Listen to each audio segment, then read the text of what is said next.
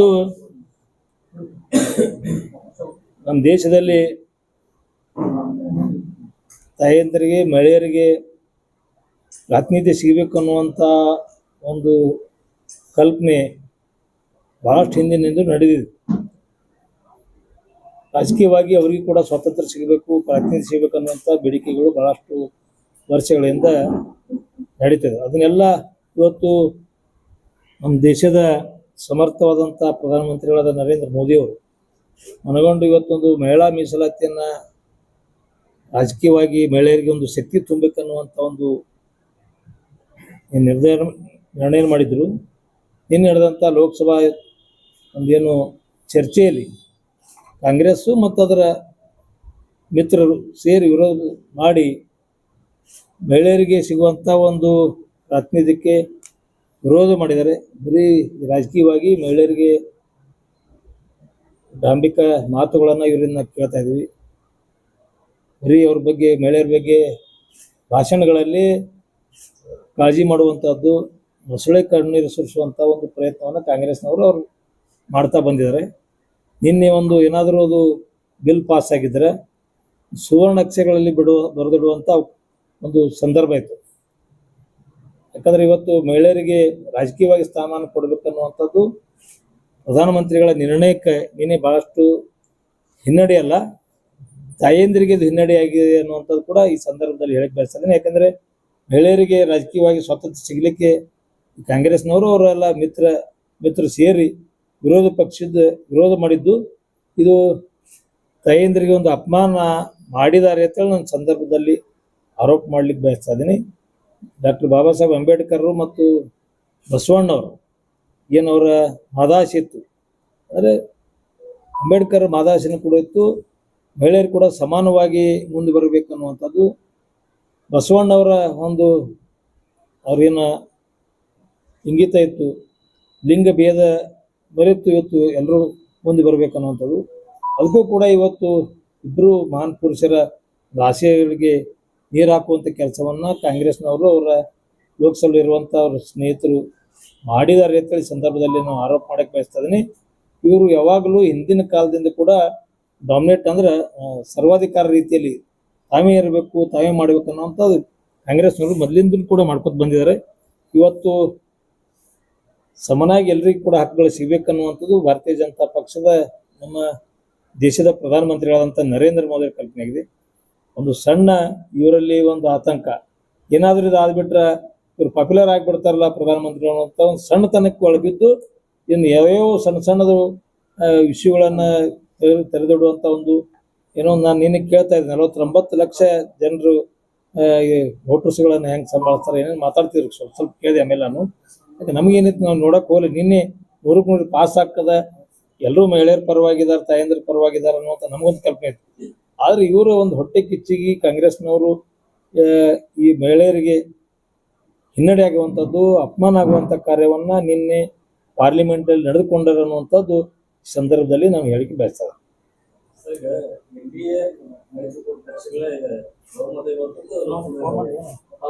ಅಂದ್ರೆ ಒಂದು ಇಲ್ಲ ಸರ್, ಒಂದು 3 ಅಂಶ ಇದು ಆಗ್ಬೇಕಾಗ್ತದೆ. ಅಲ್ಲಿ 50% ಹೆಚ್ಚಿಗಲ್ಲ, 50% ಹೆಚ್ಚಿಗೆ ಆದ್ರೆ ನಮ್ದು ಆಗ್ಬಿಡುತ್ತೆ.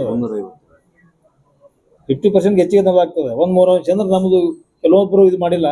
ಆದ್ರೆ ಮೇನ್ ಕಾಂಗ್ರೆಸ್ನ ಅಜೆಂಡಾನೇ ಇದೆ, ಅದು ಇದನ್ನ ಆಗ್ಬಾರ್ದು ಅಂತೇಳಿ 352 ಬೇಕಾಗ 352 ಆದ್ರೆ ಹಾಕದ.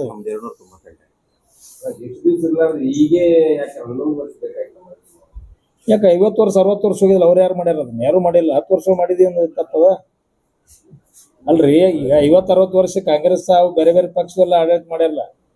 ಏನೋ ಈಗ ಅದ್ರ ಬಗ್ಗೆ ಜಾಗೃತಿ ಜನರಲ್ಲಿ ಮೂಡೈತಿ, ಮಹಿಳೆಯರ ಬೇಡಿಕೆನೂ ಕೂಡ ಹೆಚ್ಚಾಗ್ಯದ, ಎಲ್ಲರೂ ಅಲ್ಲಿ ಮಾಡ್ಬೇಕನ್ನುವಂಥ ಒಂದು ಅಭಿಪ್ರಾಯ ಬಂದದ.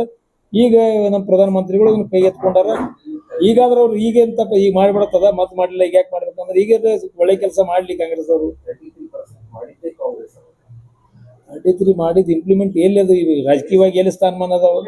ಎಲ್ಲಿ ಲೋಕಸಭಾ ವಿಧಾನಸಭಾ ಸ್ಥಾನಮಾನಗಳದಾವು? 33% ನೋಡ್ರಿ, ಹೊಟ್ಟೆ ಕಿಚ್ಚತ್ ಹೇಳಿಲ್ಲ. ಇವ್ರಿಗೆ ಏನೋ ಒಂದು ಶ್ರೇಯಸ್ಸು ಸಿಗ್ತನ್ನುವಂಥ ಒಂದು ಸಣ್ಣ ಒಂದು ತನದಿಂದ ದುರುದ್ದೇಶದಿಂದ ಇದನ್ನ ನಿನ್ನೆ ವಿರೋಧ ಮಾಡ್ಯಾರ ಅನ್ನುವಂಥದ್ದು ನಮ್ಮ ಆರೋಪ. ಮೇಡಮ್ ಅವ್ರ ಒಂದು 2 ಮಿನಿಟ್ ಮಾತಾಡ್ತಾರೆ. ಹೇಳ್ರಿ. ಇಲ್ಲ ಸರ್ ಎಂದೋ ಈ ಘೋಷಣೆ ಮಾಡ್ಯಾರ ವಿರೋಧ ಏನು ಇವ್ರು ಕಲೀಲಾರ್ದವ್ರು ಎಲ್ಲ ಸಾಲಿ ಕಲ್ತವ್ರು ಅದಾರ, ಎಲ್ಲರೂ 10 ಸಲ 4-5 ಸಲ ಆದವ್ರು ಎಲ್ಲ ರಾಜಕೀಯವಾಗಿದ್ದವ್ರು ಅದಾರ. ಇದನ್ನ ಮೊದಲೇ ವಿಶೇಷ ಅಧಿವೇಶನ ಕರಿತೀವಿ ಅಂತ ಹೇಳಿ ಘೋಷಣೆ ಮಾಡಿ ಇನ್ನು ಎಷ್ಟೋ ದಿವಸ ಆಯ್ತು ಪ್ರಿಪರೇಷನ್ ನೋಡಿ. ಇವತ್ತು ನಡೆದ ನಿನ್ನೆ ನಡೆದಿದ್ದು ಒಂದು ತಿಂಗಳಿಂದ ನಡೆದಿದ್ದಲ್ಲ, ಭಾಳ ದಿವಸಗಳಿಂದ ಪ್ರಿಪರೇಷನ್ ಮಾಡ್ಕೊತ ಬಂದಾರ. ಅದಕ್ಕೆ ಒಂದಲ್ಲಿ ಬಿಲ್ ಪಾಸ್ ಆಗ್ಬಿಟ್ರೆ ಇನ್ನೂ ತಕ್ಷಣ ನಾಳೆಗೆ ಆಗಂಗಿಲ್ಲ. ಅದು ಆದ ಕೂಡಲೇ ಅದಕ್ಕೆ ಸಮಿತಿ ರಚನೆ ಆಗಬೇಕು, ಯಾವಾಗ ಆಗಬೇಕು, ಎಲ್ಲ ಕಡೆ ಇದು ಆಗಬೇಕು, ಅದು ಮುಂದೆ ಆಗ್ತದೆ. ನಾರಿ ಶಕ್ತಿ ಸಭಾ ಅಂತ ಹೋದ್ರದಿನ ಪ್ಲಾನಿಂಗ್ ಐತಿ.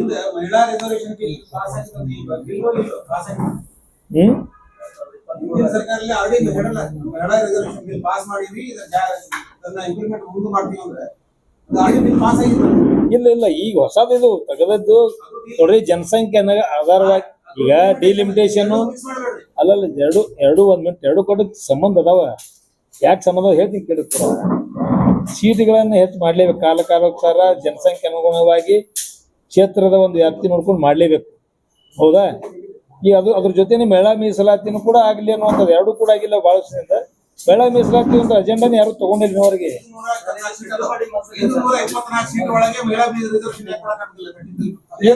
ಅಲ್ಲ, ಹೆಚ್ಚಿಗೆ ಮಾಡಿಕೊಟ್ರೆ ಹೆಚ್ಚಿಗೆ ಮಹಿಳೆಯರು ಸ್ಥಾನ ಸಿಗ್ತಾವಲ್ಲ, ಏನ್ ತಪ್ಪದ? ಅಲ್ಲ, ಅದ್ರಾಗೂ ಕೊಡಕ್ ತಯಾರದಾರ ನಮ್ಮವ್ರು, ಹೆಚ್ಚಿಗೆ ಮಾಡಿ ಕೊಡಕತ್ತಲ್ಲ.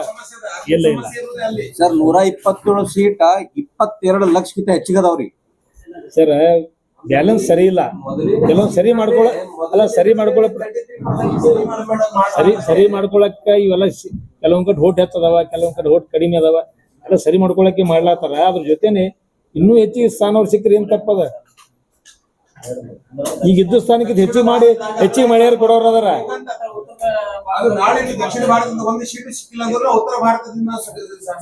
ನೋಡ್ರಿ, ನೀವು ರಾಜಕೀಯ ಯೋಚನೆ ಮಾಡತ್ತೀರಿ, ನಾವು ರಾಜಕೀಯ ಯೋಚನೆ ಮಾಡಿಲ್ಲ. ಅಲ್ಲ, ನೀವ್ ಹೇಳಿದ್ರಿ ಇದ್ರ ರಾಜಕೀಯ ಮಹಿಳಾ ನೋಡ್ರಿ, ಒಂದು ಪುನರ್ವಿಂಗಡಣೆ ಮರು ವಿಂಗಡಣೆ ಐತಿ, ಅದಕ್ಕೆ ನೀವೇನ್ರು ಚರ್ಚೆ ಮಾಡ್ರಿ. ಮಹಿಳಾ ಮೀಸಲಾತಿ ಯಾಕೆ ವಿರೋಧ ಮಾಡ್ತೀರಿ? ನಮ್ ಪ್ರಶ್ನೆ ಏನು? ಅಲ್ಲೇ ಅರ್ಥ ಆಯ್ತು ನೀವು ಸರ್, ನೀವು ಹೇಳೋದು ಅರ್ಥ ಆಯ್ತು.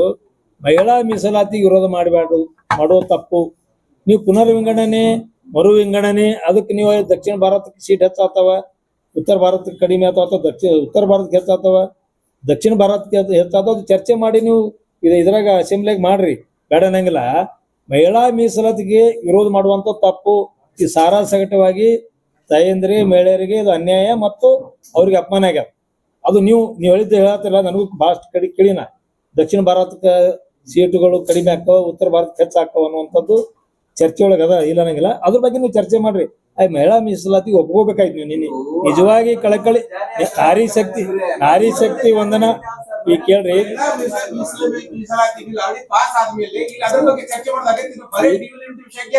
ಇಲ್ಲ ಇಲ್ಲ ಇಲ್ಲ ಇಲ್ಲ ಇಲ್ಲ ಹಂಗಾಗಿಲ್ಲ. ಇಲ್ಲ ಇಲ್ಲ, ಮಹಿಳಾ ನಿನ್ನೆ ಕಾಂಗ್ರೆಸ್ ನಿನ್ನೆ ಅನ್ಯಾಯ ಮಾಡ್ಯಾರ. ಇಲ್ಲ ಇಲ್ಲ ಇಲ್ಲ, ಮಹಿಳೆಯರು ನಿನ್ನೆಗೆ ಅವ್ರಿಗೆ ಅನ್ಯಾಯ ಮಾಡಿದಾರ, ಅದಕ್ಕೆ ವಿರೋಧ ಮಾಡಿದಾರ. ಆ ಬಿಲ್ ಪಾಸ್ ಮಾಡಕ್ ಇವ್ರು ಹೋಟ್ ಹಾಕಿಲ್ಲ. ಅದು ಪೊಲಿಟಿಕಲ್ ಚರ್ಚೆ ಆಗ್ತದ ಬೇರೆ. ಅದು ನಿನ್ನೆನೆ ತಂದಂತ ಬಿಲ್ ಅನ್ನ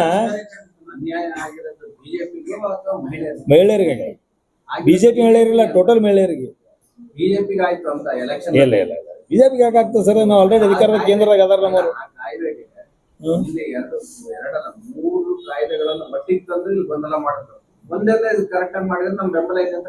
ಏನಾರ ಒಂದ್ ಹೇಳ್ತಾರ ಸರ್ ಅವರು. ನಾಳೆಲ್ಲ ಅಲ್ರಿ ಬಂಡೆ ಈಗ ನಾರಿ ಶಕ್ತಿ ಇಲ್ಲ ಇಲ್ಲ ಇಲ್ಲ, ಅವ್ರು ಯಾವ್ದೋ ನೆಪ ಇಟ್ಟುಕೊಂಡು ಇದನ್ನೇ ವಿರೋಧ ಮಾಡಿದಾರೆ. ಫಸ್ಟ್ ವಿರೋಧ ಮಾಡಿದ್ದೆ ಮಹಿಳಾ ಮೀಸಲಾತಿಗೆ. ಅವರು ಇದನ್ನೇ ಫಸ್ಟ್ ಚರ್ಚೆ ಆಗಿತ್ತು. ಅವರು ನೋಡ್ರಿ, ಈಗ ಹೇಳ್ಬೇಕಾಯ್ತು, ಅದನ್ನ ಹೇಳ್ಬೇಕಾಗಿತ್ತು. ಇದಕ್ಕೆ ನಮ್ದು ಹಿಂಗದ, ಇದಕ್ಕೆ ಹಿಂಗಂತ ಹೇಳ್ಬೇಕಾಗಿತ್ತು. ಟೋಟಲ್ ಬಿಲ್ಲಿಗೆ ವಿರೋಧ ಮಾಡಿಬಿಟ್ರು, ಅವರು ಬಿದ್ದು ಹೋಗ್ಬಿಡ್ತದು.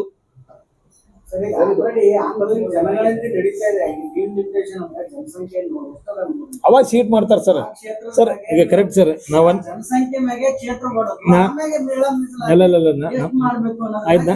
ನಂದು ಒಂದು ಅನುಭವ ಆಗೈತೆ. ಯಾಕಂದ್ರೆ ನಾನು MLA ಆದ್ಮೇಲೆ ವಿಂಗಡಣೆ ಆಗೈತೆ ಒಂದ್ಸಲ. ಕ್ಷೇತ್ರಗಳು ಹೆಚ್ಚಾಗಿಲ್ಲ, ಅದು ಆ ಕಡೆ ಮಾಡಿದ್ರಲ್ಲ, ಅವಾಗಿದ್ದೆ ನಾನು ಸ್ವಲ್ಪ MLA ಇದ್ದೆ. ಆ ಟೈಮ್ದಾಗ ಜನಸಂಖ್ಯೆ ಆಧಾರದ ಮೇಲೆ ಸೀಟು ಹೆಚ್ಚು ಕಡಿಮೆ ಆಗ್ತಾವ, ಮೀಸಲಾತಿ ಸಂಬಂಧ ಬರಂಗಿಲ್ಲ. ಸೀಟ್ ಹೆಚ್ಚು ಕಡಿಮೆ ಮಾಡೋದು ಜನಸಂಖ್ಯೆ ಸೆನ್ಸಸ್ ಬಂದ್ಮ್ಯಾಗ. ಆದ್ರೆ ಮೀಸಲಾತಿಗೆ ಜನಸಂಖ್ಯೆ ಸಂಬಂಧ ಬರಂಗಿಲ್ಲ. ಮೀಸಲಾತಿ ಮೊದಲು ಪಾಸ್ ಮಾಡ್ಬೇಕಾಗಿತ್ತು ನಿನ್ನೆ. ಆಮೇಲೆ ಜನಸಂಖ್ಯೆ ಅನುಗುಣವಾಗಿ ಕ್ಷೇತ್ರಗಳು ಎಷ್ಟು ಹಾಕಾವ ಇನ್ನೂ ಬಂದಿಲ್ಲ ಸರ್. 2007 ಕಂಪ್ಲೀಟ್ ಆಗ್ಬೇಕು. 2007 ಕಂಪ್ಲೀಟ್ ಆದ್ಮ್ಯಾಗನೆ ಜನಗಣತಿದು ವರದಿ ಸರ್ಕಾರಕ್ಕೆ ಬರ್ತೈತಿ. ಅವಾಗ ಇವ್ರ ಸೀಟ್ಗಳು ದಕ್ಷಿಣಕ್ಕ ಉತ್ತರಕ್ಕ ಎಲ್ಲಿ ಹೆಚ್ಚು ಹಾಕವೋ ಎಲ್ಲಿ ಕಮ್ಮಿ ಹಾಕವೋ ಅಥವಾ ಇದು 500 ಹೋಗ್ಸಿಂದ 800 ಹಾಕವೋ 900 ಹಾಕೋ ಅವಾಗ ನಿರ್ಧಾರ ಹಾಕದ. ಅದಕ್ಕೆ ಮಹಿಳಾ ಮೀಸಲಾತಿ ವಿಧೇಯಕ ಏನಿದು ಮಂಡನೆ ನಿನ್ನೆ ಮಾಡಿದ್ರು, ಮಹಿಳಾ ಮೀಸಲಾತಿ ತರಬೇಕು ಮಾಡಿ ಇದಕ್ಕೆ ವಿರೋಧ ಮಾಡ್ಯಾರ. ಜನಗಣತಿ ಬಂದ್ಮ್ಯಾಗ ಅವ್ರ ಸೀಟ್ಗಳು ದಕ್ಷಿಣ ಭಾರತಕ್ಕೆ ಉತ್ತರ ಭಾರತಕ್ಕೆ ಹೆಚ್ಚಾಗ್ತವೆ ತಾರತಮ್ಯ ಮಾಡ್ತಾರೆ. ಹಂಗ ಹಿಂಗಂತ ಅವ್ರಲ್ಲಿ ಏನು ಸಂಶಯ ಅದಲ್ಲ, ಅದಕ್ಕೆ ಮುಂದೆ ಇದ್ದೇ ಇರ್ತದ. ಆದ್ರೆ ಅದಕ್ಕೆ ಸಂಬಂಧ ಇಲ್ಲ. ನಮ್ಮ ಜಿಲ್ಲಾಧ್ಯಕ್ಷ ಮಾತಾಡ್ತಾರೆ.